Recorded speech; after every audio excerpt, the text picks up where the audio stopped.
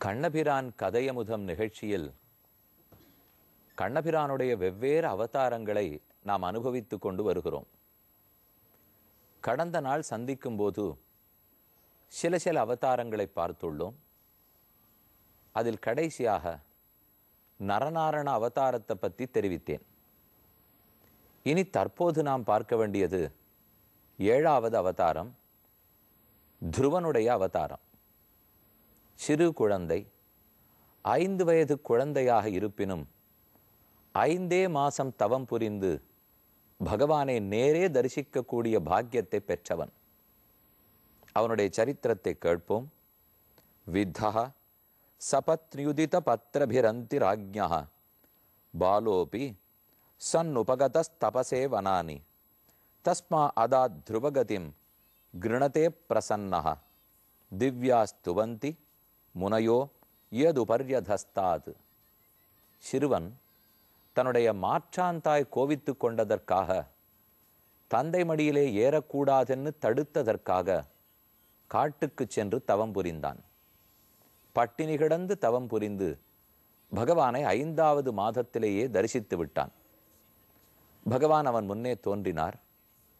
அதுவரை அவன் பள்ளிக்கு சென்றதில்லை. எந்த ஒரு ஸ்லோகமும் பாடக்கூட தெரியாது. சட்டென்னு பகவானை சேவித்தவுடன் உள்ளுக்குள்ளே இருந்த ஆனந்தம் பொங்க பெருமானை பற்றி ஓஹோன்னு புகழ்ந்து பாட வேணும்னு ஆசைப்பட்டான். ஆனால் மொழியே தெரியாதே, ஏதும் கவிதை எழுதி பழக்கமில்லையே. அப்பதான் எம்பெருமான் தன்னுடைய இடது கையிலே பிடித்து கொண்டிருந்த சங்கத்தை கொண்டு குழந்தையின் கன்னத்தில் தடவினான். சங்கத்தாழ்வான் ஞானத்துக்கெல்லாம் இருப்பிடம். பாஞ்சஜன்யத்தினுடைய அனுகிரகத்தாலே ஓஹோங்கிற ஞானம் பெற்று அபாரமா பகவானை ஸ்தோத்திரம் பண்ணினான். ஸ்தோத்திரத்தாலே ஆனந்தப்பட்ட எம்பெருமான் துருவ பதவியே உருவாக்கி நட்சத்திர மண்டலங்களோடு ஒன்றாக ரொம்ப ஆச்சரியமான இடத்தில் துருவ மகாராஜனை வைத்தான். இன்னைக்கு நம்ம துருவனை சேவித்து கொள்ள வேணுமென்னால் எந்த கோவிலுக்கு போகலாம்? எங்கு இருப்பர்? கான்பூர்லேருந்து சுமார் 50 கிலோமீட்டர் தொலைவில் பிட்டூர் அப்படிங்கிற இடம் உள்ளது. முதலில் பிரம்மா இங்கிருந்து கொண்டுதான் தவம் புரிந்ததாக சொல்லுகிறார்கள். பிரம்மாவனுடைய பிள்ளை ஸ்வயம்புவ மனு, மனுவனுடைய பிள்ளை பிரியவிரதன் உத்தானபாதன், அதுல உத்தானபாதனுடைய பிள்ளைதான் துருவ மகாராஜன். இந்த பிட்டூருங்கிற ஊரில்தான் வால்மீகி பகவான் இருந்து ராமாயண கதை எழுதினதாகவும் சீதைக்கு குமாரர்கள் பிறந்ததும் இங்குதாமென்னும் சொல்லப்படுகிறது.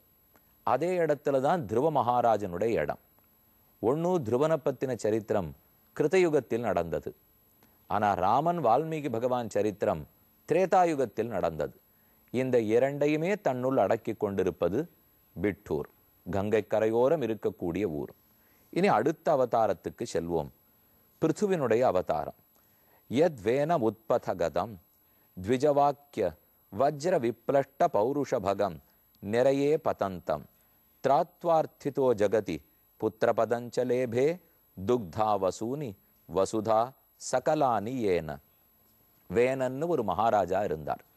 ஆனால் அவன் தவறான நடத்தையோடு இருந்தபடியால் ரிஷிகள் கூடி அவனை சபித்து பிராணனில்லாமல் செய்தார்கள். ஆனால் ராஜ்யத்துக்கு ராஜா வேண்டுமே, அவனுடைய உடம்பையே கடைந்து அதிலிருந்து பிருத்துங்கிற பிள்ளை பிறந்தான்.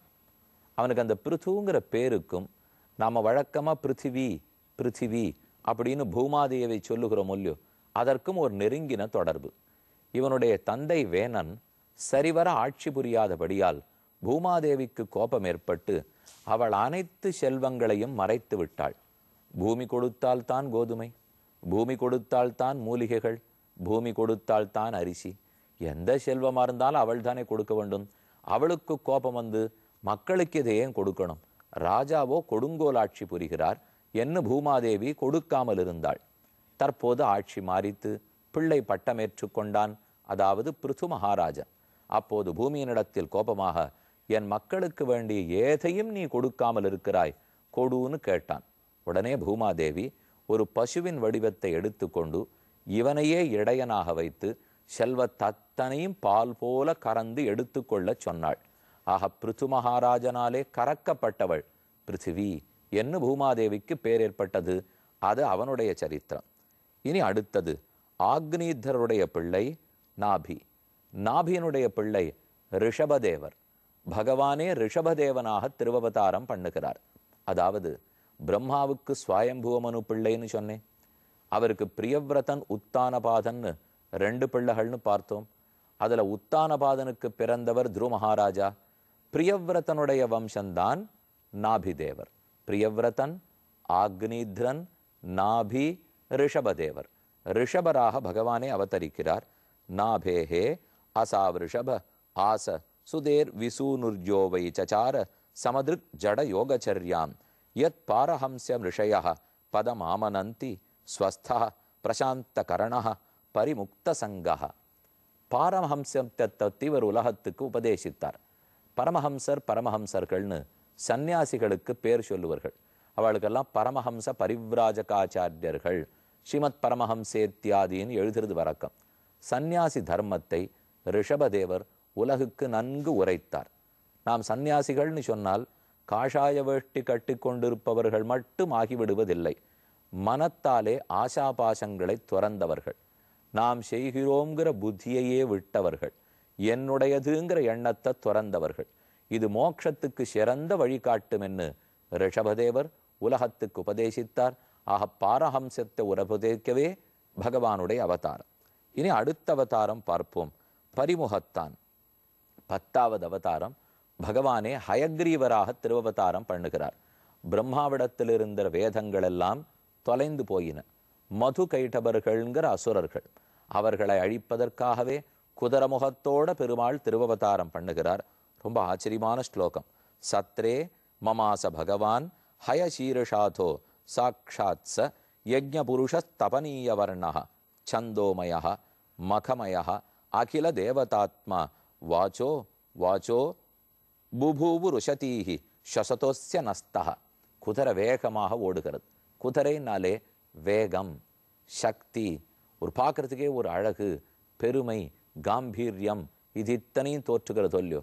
குதிரையினுடைய வேகத்தை போலே வாயு வேகம் மனோவேகமாக முன்னேற்றத்தை கொடுக்கக்கூடியவர் தான் ஹயக்ரீவ பெருமாள். இப்போவும் ஹயக்ரீவரை நாம் சேவித்து கொள்ள வேண்டும் என்னால் திருவகீந்திரபுரத்துக்கு செல்ல வேண்டும்.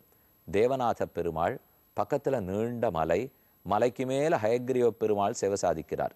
இவரை தரிசித்தவர் ஸ்ரீ வேதாந்த தேசிகன். அந்த சுவாமி இவருக்குன்னு ஒரு ஸ்தோத்திரம் பாடியிருக்கார். ஞானானந்தமயம் தேவம் நிர்மல ஸ்படிகாகிருதின் ஆதாரம் சர்வ வித்யானாம் ஹயக்ரீவம் உபாஸ்மஹே. கல்வி கடவுளான ஹயக்ரீவரை வணங்குகிறேன். வியாக்கியாமுத்ராம் கரசரசிஜைஹி புஸ்தகம் சங்கச்சக்ரே பிப்ரத் பின்னஸ்படிக ருச்சிரே புண்டரீகே நிஷண்ணஹ அம்லானஸ்ரீஹி அமிர்த விஷதைஹி ஆம்சுபிப் பிளாவயன்மாம் ஆவிர்பூயாதனக பகிமா மனசே வாகதீஷா. ஞானப்பிரான்னு திருநாமம் பெற்றவன். ஆக அந்த மலைக்கு மேல் ஞானப்பிரான் ஹயக்ரீவ பெருமானை திருவகீந்திரபுரத்தில் சேவித்து கொள்ளும் பாக்கியம் பெற்றோம். அவரை அண்டினோம் என்னால் எந்த கல்வியும் கிட்டும். சாமானிய கல்வியை காட்டிலும் பிரம்ம தேஜஸ், பிரம்ம வித்யை மிகவும் நன்றாக கிட்டும். ஹயக்ரீவாவதாரம். இனி அதற்கு அடுத்தாற் போலே மத்ஸ்யாவதாரம் 11வது அவதாரம். பெரும் மீனாக பகவான் அவதரித்தார். மத்ஸ்யா யுகாந்த சமயே மனுனோபலப்தா க்ஷோணீமயோ நிகிலஜீவ நிகாயகேதா விஸ்ரம்சிதானுருபயே சலிலே முகான்மே ஆதாய தத்ர விஜஹார ஹ வேதமார்கான். வேதத்தையெல்லாம் தேடி பிரளய காலத்திலே ரட்சித்து கொடுக்க வேணுங்கிறதுக்காக பெரும் மீனாக பகவான் அவதரிக்கிறார். இது ஒரு வேடிக்கையான கதை, ரொம்ப வியப்பான கதை.